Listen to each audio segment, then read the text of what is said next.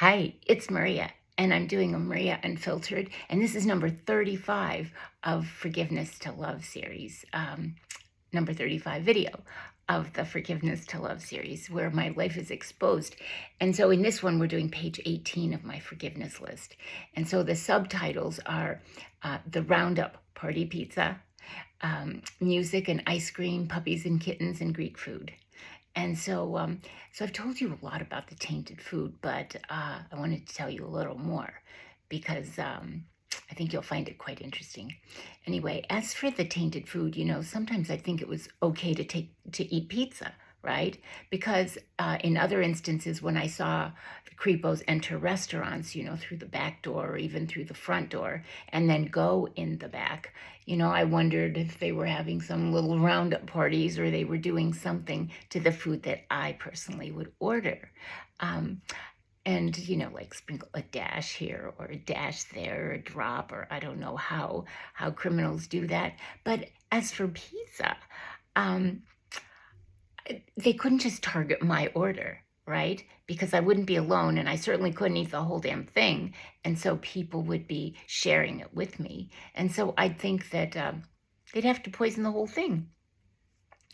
And how would they know just which pieces I would eat, right? Other than if perhaps they actually served a piece on a plate to me, or they set down the pizza on the table with the spatula right in front of me so that I would take that first piece, although I would probably serve others, right? Anyway, it was just kind of confusing. And so so a few weeks ago, actually, 6 of us went to a pizzeria and that we mentioned on the phone. And so as we were seated, the smiling waitress brought waters, and 5 of the waters were in tall blue glasses, and 1 was in a white glass. And guess which one the waitress put right in front of me, right? So I even took a photo of it because it was that obvious. There was one that was different from the others. And so I thought, the most criminal part of that whole thing was the fact that others were going to eat the food that could potentially make them ill as well. And I didn't want that at all. And that's why over the course of the last year or so, I really have avoided restaurants as much as I could. Or I would eat before I'd go, and I'd just go to keep other people company, or I really didn't want to inflict that kind of issue, even if they said, oh, we'll get an appetizer. And then I thought, oh my gosh, well, it's the appetizer. How much of that do they think I'm going to eat? So would that determine what they were going to put on it or not? And so, but I thought, how many people there were going to be sabotaged as a result of my going there? And I thought, why? And then I thought, how can that possibly be? So I remembered some people, and so I reached out to them and did my own research as well. And what I realized is that collateral damage is just part of the game here on planet Earth. And I think that has to do with the lack of consciousness, of the human collective. And so people say, oh, what if? What if others had a hefty meal of glyphosate, right, which is the chemical of Roundup? After all, I just read that there was a report released from the Centers of Disease Control, and they found that over 80% of children and adults had a detectable measure of this cancer-causing weed chemical present in their urine. So did you get that? So over 80% of children and adults have Roundup, have glyphosate, which was at a detectable level in their urine. And that was only one of the chemicals that was discussed and researched in this paper. And so that chemical does damage to men, women, children, dogs, and cats, and even what is it? Lions, tigers, and bears, oh my. Yes, it's true. And I think most of us realize that we live in a profit-centered world, right? And so decisions aren't really personal, but in fact, they're really, yeah, it's profit-driven. And so although in my case, it is personal, I believe. Anyway, the truth is that never in my wildest dreams would I have imagined that food was being poisoned by my own family. And so people just like sibling, actually. Well, perhaps I hope in your family that you don't have anyone as cruel or sadistic, but maybe you do. I don't know. In any event, there are people all around us who, for one reason or another, whether they're mentally unstable or mentally ill, or they're just mean and hateful and angry and jealous individuals. But whatever the case may be, they've steeped into the darkness. And I do believe that one has to be really plagued by dark entities before you can possibly, how you can possibly commit such atrocities, truly. And so they'd have to sell their soul. And so whether they've sacrificed their families and God knows what about their eternity. Remember, our soul is eternal. And so whatever we do here in the physical realm doesn't just end when this life experience ends. For in fact, we are definitely eternal beings, right? And our soul continues. Anyway, people on this realm, in this third dimension here, in this 3D world that we find ourselves in, they can stuff their pockets, right? And they inflate their egos, and they feed their addictions, right? And they smirk as they try to destroy others. And it's a sad commentary on the human collective. And yet we need to be aware that sometimes we don't believe that any of this goes on. And yet, and then we learn the hard way. And so it's just better to be, you know what, forearmed is forewarned. Forewarned is forearmed. No, I think it's forearmed is forewarned. Anyway. Anyway, yes, there are crazy, mean, psychotic individuals who grew up in the same home as us, right? And who have spent holidays with us and who've lived next door to us, in fact, perhaps, and that smile and yet rape children, and that stalk and kidnap women, never to be found again. And there could be, perhaps they're thrown overboard to be aquatic feed. People who we hardly ever catch on to, and yet who roam around our planet and who put on the facade of being such kind and gentle individuals.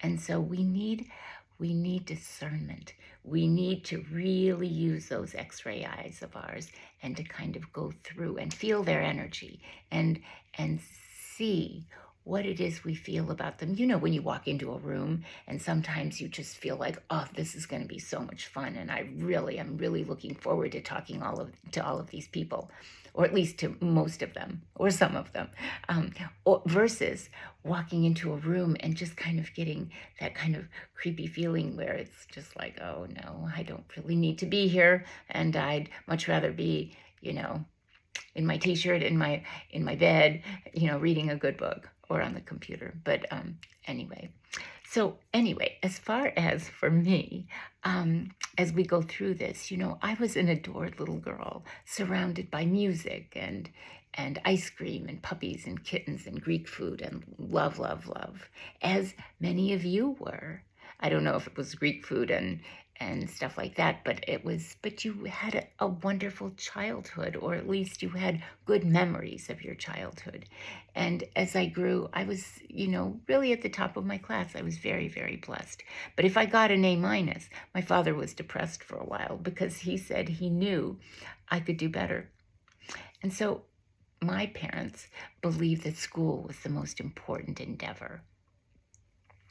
And so it was my most important job. It was what I was here to do. And so when I was an adult, I could do anything and I could go anywhere and I could buy virtually anything. And I lived in an ivory tower, so to speak. And my home was so grand that I never slept in most of the 10 bedrooms. And I hardly showered in more than 2 of the 8 bathrooms. And so I think what I'm trying to explain to you is that, you know, despite what I've disclosed to you about my life, and how I've isolated myself and kind of just pursued more of a spiritual quest for the last more than a decade, really. I had friends and neighbors and cousins and more things and people in my life than I knew what to do with. And in some respects, I was blessed. I felt like I was the most blessed woman around, and people wanted to know me, and people wanted to be me because we smile, right? And we look good, and we look happy, and we want to connect. We are really being our authentic selves, and we want to tell the truth, and we want to help, and we want to serve, and we want to become our very best self, right? And yet, most of our family doesn't want to see that in us, or those certain family members that didn't want us to succeed, right? And so I wanted love, and I wanted children, and I wanted little boys and little girls to mold into big boys and big girls, and so that they could change the world in a big way if they so choose. Who would embody the light within us, and could contribute to making this world a better place for us all, right? And so we're here on this precious little planet playing our role in this game called life, right? And just because I might not have taken the same courses that you took or the same classes, we're all still in school. And it's the school called life, where we learn lessons to become our best self. And so sometimes we pass, and most of the time we don't. Most of the time we fail, and we have to repeat. But little Greek girls listen to their daddies, and mine suddenly switched up on me and wanted me to focus less on my career and more on a family life. And he said, wrap up your research and forget this 6 more years of training. It's your time to move to New York with someone who wants to marry you, and he's going to Wall Street, and he wants to take care of you. And once you get to New York, if you still want to go be your doctor bit there, then do if you must. But in the meantime, just do enjoy your wealthy life with the man who claims to love you more than you know, right? He idolizes you, Maria, and wants to take care of you and build a life with you, right? And so it's kind of like, aw, shucks, who could pass up that good deal, right? To be so adored. Well, as you've heard in other videos, in previous videos, the ink on the marriage certificate hadn't even dried by the time Mr. Wonderful confessed that the only things he loved about me were my family, money, and what I could do to help him in his career. And so, and by the way, if I had a brother, he would have happily married him instead. Anyway, and it's interesting that no matter what happens to us, the most important thing is to be able to reframe it and not see ourselves as a victim, and see ourselves as having embarked on, a wild ride. What is it at Disneyland? The Wild Toads ride or something like that. I mean, sometimes we feel like, we've kind of gone in now with those spinning cups and we've lost control of our life. But really, it's a temporary thing. And we are here to expand our awareness of life. And that's what that's what life on planet Earth is about. It's about an expanded awareness, and we do that so that we can expand our soul. And so, um, for me, I realized that there was this, for 40 years, there's been this systematic poisoning added to my food. And I don't know if I mentioned this in another video, but it was my attorneys who told me it was just right after I do, when I said I do, um, that he had me exactly where he wanted me. And that's when he started, or at least that's what he confessed. Um, and so it doesn't matter what people say. It's really what they do, right? Actions speak louder than words. And so it's really imperative that we stand in our integrity. And so sometimes when we are involved with people that have no integrity or that have no morals or that certainly behave as if they have none, then it makes us want to be better, want to be more in integrity, never to doubt our motives, where we want to be the best people we really can be. And so we want to get it right. And so we need to watch for the signs. And so I realized that I married a dark soul. And when I didn't even know what a dark soul was. And so I ignored the red flags. They talk about the red flags. You need to watch them because people will show who they really are. And so the red flag says, warning, warning. Anyway, I remember thinking, oh, red flags. This is little Maria, how she was thinking, that they were nice, bright, little wavy flags cheerfully blowing in the wind, right? And that's what I thought a red flag was. And so the dark soul hubby, who became the dark soul ex, but not quite soon enough, set out from day one to get rid of me. And so when someone is on that path, they find like-minded people. And so he then joined with other dark souls who actually lurked in my family and were only too happy to pay even more dark souls to stalk and bind and torture and destroy. And so you remember the little Greek girl who wore rose-colored little glasses because they looked so good with her fancy little pink dresses, right?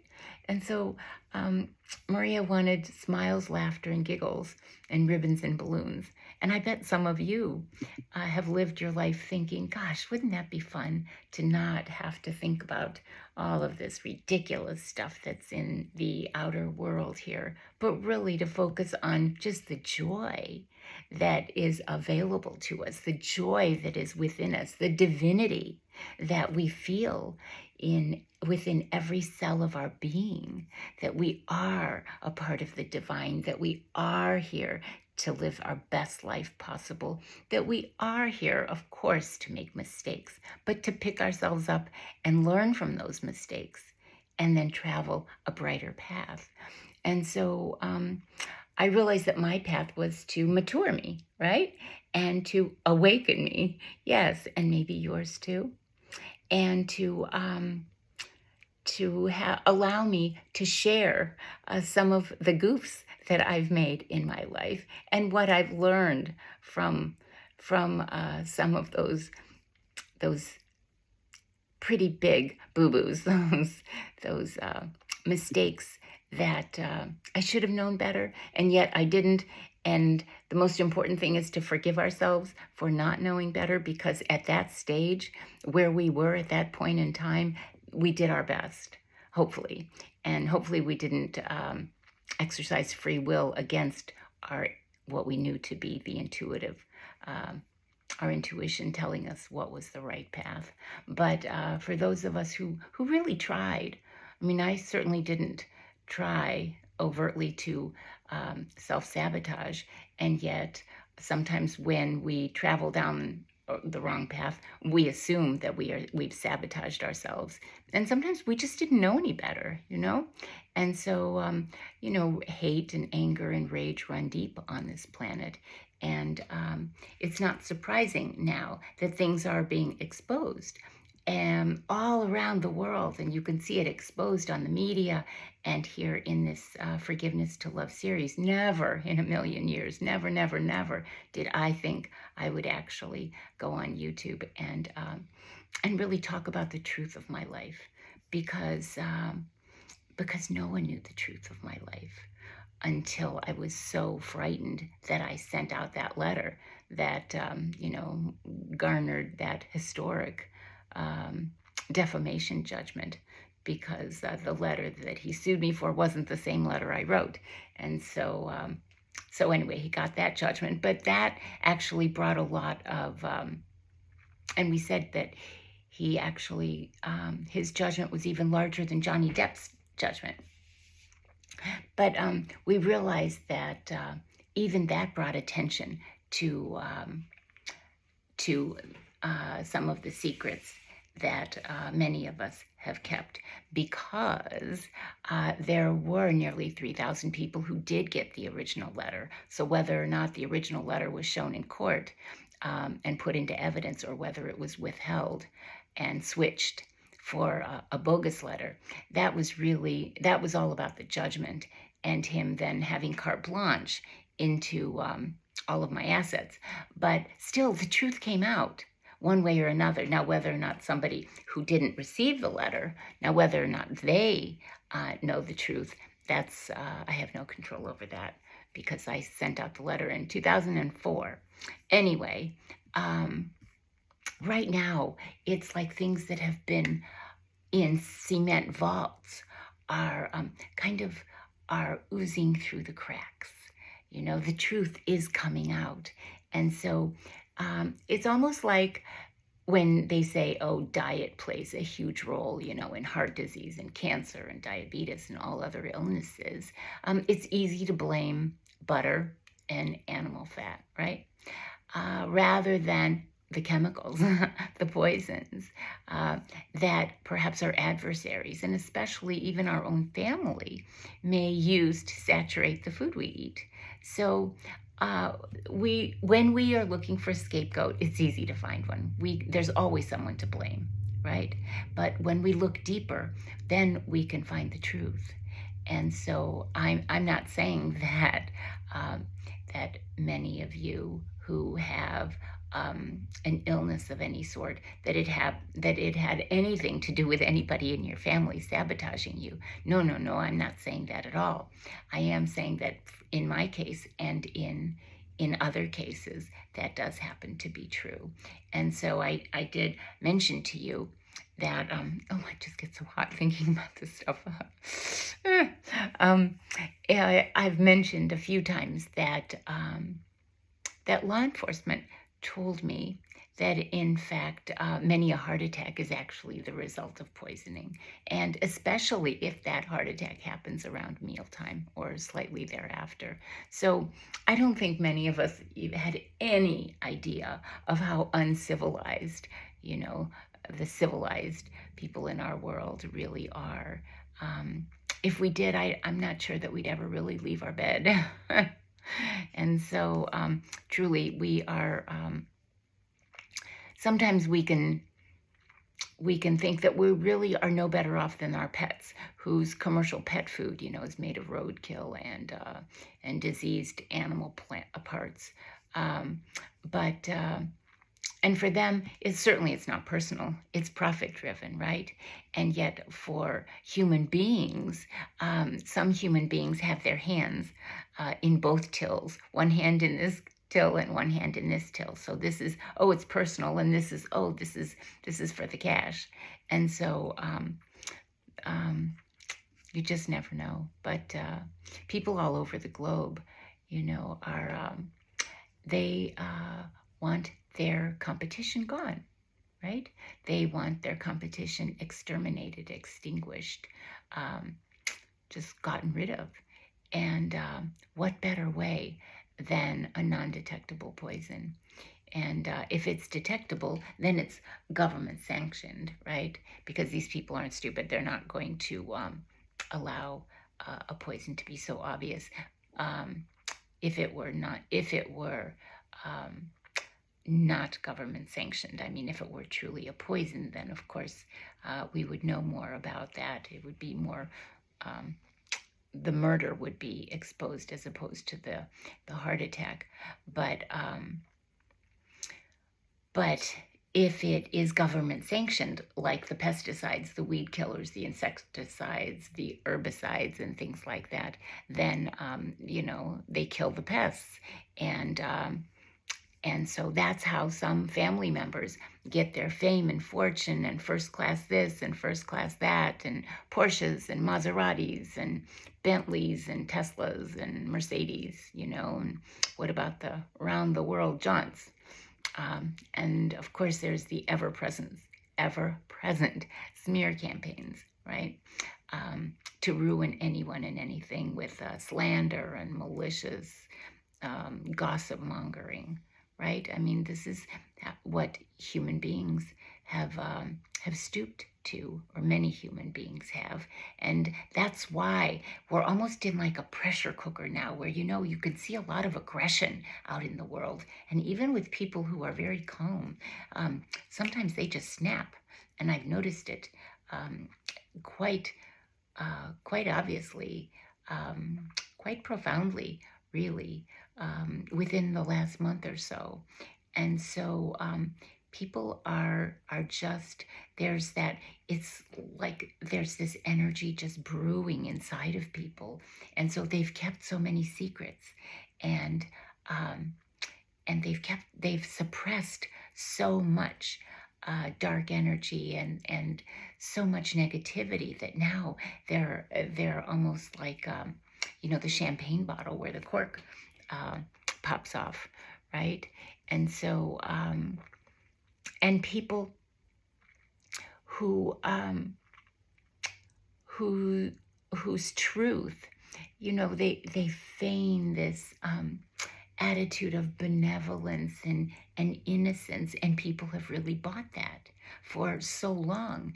And yet now I think we are seeing the real people. We are seeing through the illusion of many, and we're seeing that actually what motivates them is not their benevolence and their kindness and their desire to serve humanity. In fact, it's greed, and it's this insatiable need for power and control. And so you see all these people just kind of going off the deep end because they don't even know how to calm themselves down, right? And so and they don't want to stop. Enough is never enough for them. And so they just want to keep going until their opposition is totally flattened. And so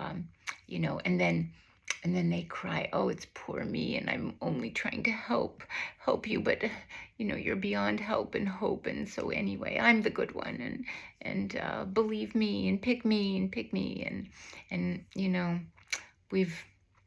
we see right through that, right? Because we are very intuitive, and we all have psychic abilities when we tune into them to see the truth and to look in people's eyes and to see, are they telling us the truth, or is this just another heap of BS? And so it's up to us to exercise discernment. And so people have paid for expert testimony. And so when you buy expert testimony, you're going to get exactly what that side wants the jury or the judge to hear. And so, and a lot of times those experts have no idea the damage that they do to individuals, because to them it's a job, but to the litigants, it's really their life. And some of them are truly pushed over the edge when they feel as if even professionals, are castigating them and casting aspersions, and that's simply unacceptable in this day and age, when we need to take back the focus on integrity and on truth telling and on doing the right thing, and on there's no need to be so malicious when we're all in this together. We need to appreciate the connectedness of one and all. And so I know they think, oh, I'm little Miss Blabbermouth, of truth, because I'm not going to say what anyone wants me to say. I'm going to say the truth, whether they like it or not. And so they think I'm spilling dark secrets. Well, I'm not. I mean, I'm telling you exactly what I see and certainly what my experience has been. And I'm not even judging. I am telling you facts, and I am telling you my perception of the situation. And so, and I've been blocked at every turn, whether it was medically, legally, financially, socially, filially, psychologically, and even religiously. They actually have clergy blocking me. And so you name it, reports and documents and motions and orders and memos have been edited. And they think, oh, she's trapped and she's tapped like a rat in a cage. And the only way she goes is round and round on that wheel spinning nowhere. Well, perhaps. And yet I learned a lot while I was on that wheel, going round and round, going nowhere. But I know they were hoping I would just fall off that wheel, right? And when I did, I picked myself up and jumped back on again. I guess I was their entertainment. But whatever ideas and visions and creative pursuits, I might have attempted. Yeah, they tried to rub their hands and say, we're going to take it from her. We're going to plagiarize. We're going to call it our own. Well, there wasn't much I could do. And even reports, lab reports, imaging reports, office visits, notes, transcripts, documents, all of those can be edited. And even for people who have been deceased, even autopsy reports can be edited. I mean, anything on paper, right? Whoever directs it, or you can just take the real document and then, erase, forge, copy, paste, do whatever you want. And so what is the truth? Where is the truth? And now all of a sudden, we're getting all this information about Camp Lejeune water, the debacle where over 1 million people were poisoned over a 30-year period from, I think it's 1953 to 1987. And there are cancer and birth defects and more from that. And then you've got the $16 billion Monsanto ROUNDUP settlement for blood cancers, for non-Hodgkin's lymphoma, and for chronic lymphocytic leukemia. And there's that 16 billion. Well, my family, just loves that number 16. And I talked about that in many videos where when I was a little girl and we lived in Long Beach, California, while my father was doing some work at Cedars-Sinai and Hollywood General, I think it was Hollywood General Hospital. Anyway, while he was there, and this is, I think, while I was in nursery school or before I went to school. And so my mom would take me to Marineland a lot. And so she bought me this little calendar, and it's like this metal calendar, and you flip it, and it's like on, I don't know. Anyway, you flip it, and there are like tiles inside. And so when you flip it, it turns into, okay, today's the 9th. And then you flip it again, and it'll be the 10th, and it'll be the 11th. And then there are little knobs that'll say January, February, whatever, and the day of the week. And so you turn those, and the numbers, for some reason, the number 16 was faded. So all the tiles were white, and they had really bright black numbers on them. But number 16 was white, but it was like a light gray. And I don't know, I always thought, 16, what does that mean? And then as I started paying more and more attention, I realized all kinds of signs and symbols in my life had to do with number 16. And so mostly it was, and then I realized with my creepy family, they, things would be about 16. So it would be the 16th day of the month. There would be some horrible event that would happen, or they'd sue me. A lawsuit would be on the 16th day of the month, and it would be, and then the trial would be on the 16th day, or I don't know. Actually, I ended up, my condo was at 1600, and I lived on the 4th floor, and I guess 4 times 4 is 16. But there were so many things that happened to do with 16. And so anyway, numbers really do, numbers are very significant when we pay attention. And then we also have now the Johnson & Johnson ovarian cancer link to talc that is found in baby powder. You know, when we sprinkle baby powder on our precious little infants. Fortunately, I never liked baby powder, so I never bought it. But I know of countless individuals who did that, thinking that they were doing something wonderful for their precious infants. And so, and then I remember the Tylenol murders, right? Where bottles were on shelves in Chicago in, I think it was 1982, and there were 7 deaths. And so I just thought, my gosh, there was so much talk about those. And yet, I think my family alone has probably been responsible for more than that many deaths. But certainly people in my family that are no longer with us. Anyway, the collateral damage is what is most disturbing about the covert poisoning of restaurant orders and of groceries, actually, because the collateral damage is people can just think that they're buying organic food, or think that they're buying food from a well-known grocery market, and yet that food has been sprayed and tampered and contaminated. And what happens is that people become desensitized. And so as they become desensitized, as they commit a crime once, or they do something unethical once, the second time seems to be much easier, right? And so when you repeat something, it doesn't have the same charge as the first time you do it. And so I must say that I want to make this public, which is that I am deeply concerned about not only my own health and safety, but the health and safety of my own children, because they are too close to this situation with sibling. And I remember that, remember the saying, familiarity breeds contempt?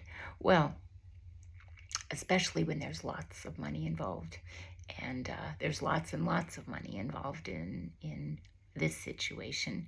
And so innocent Americans are being sacrificed. And so, and they're being sacrificed ingesting tampered food and water that may or may not be just a fluke. Or it could be something that is very personal.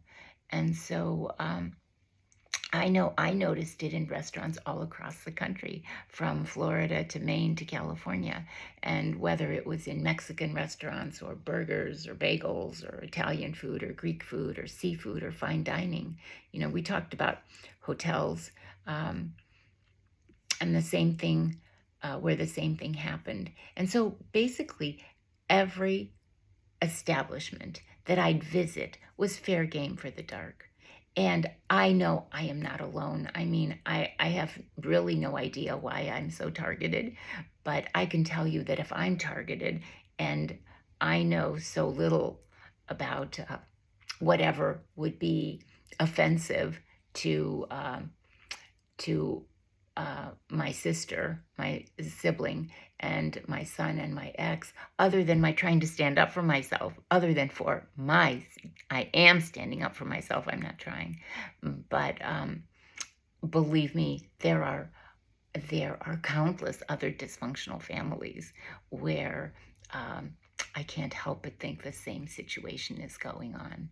And so, as they try to target their own perceived adversary, they are, in fact, endangering the lives of countless others. And so that's one of the primary reasons why I delve so much, and it's kind of a repetitive thing with this tampered food and water, but this goes on and on and on, and I may be bringing it to your attention, but surely there are other people in your life who have experienced the same thing, whether they know it or not. Maybe they just got sick and they had no idea that in fact they were being targeted. But this is something that is happening around the world, actually, and so I also noticed it at conferences and at big hotels where if they have buffets, and so they'll have a luncheon buffet or a dinner buffet or breakfast buffet. And so I always, the closer I got in line to the entree or whatever, I saw a new platter of food being set out to replenish the old. And at first I thought, oh, that's so kind. I got so lucky. They're bringing warm food, even warmer food. And it just happens to be my turn. And then, like, within about 15 minutes or half an hour after I ate, I had this horrible chemical aftertaste. And I thought, oh, that wasn't so nice at all. And then there was, and before I even recognized that aftertaste, there was a dessert table, and there was a woman who was filling it. And so she said she happened to like the brownies. And so I took one, and it looked delicious. And while I was eating it, it tasted pretty good. And yet afterwards, it was as if my mouth tasted like gas fumes. And I was like horrified. And so how is this happening, really? And I thought, oh, siblings in the kitchen directing the staff, or did she have this all planned prior to my arrival? Anyway, my goal here is to give you information that can help you move forward on your path, not to be afraid, and in fact, to be more committed to yourself, to love yourself enough where you're not going to put up with that. And you're going to be very aware of what goes on around you. And after you eat, you are going to be cautious, and you are going to check in how you feel and see if what you ate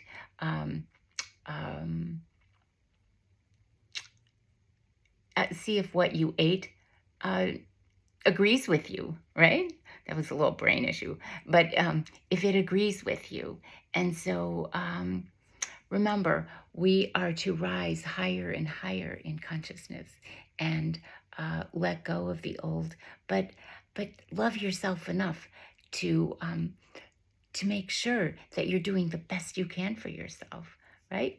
And always remember that I love you, and I'll see you at number 36.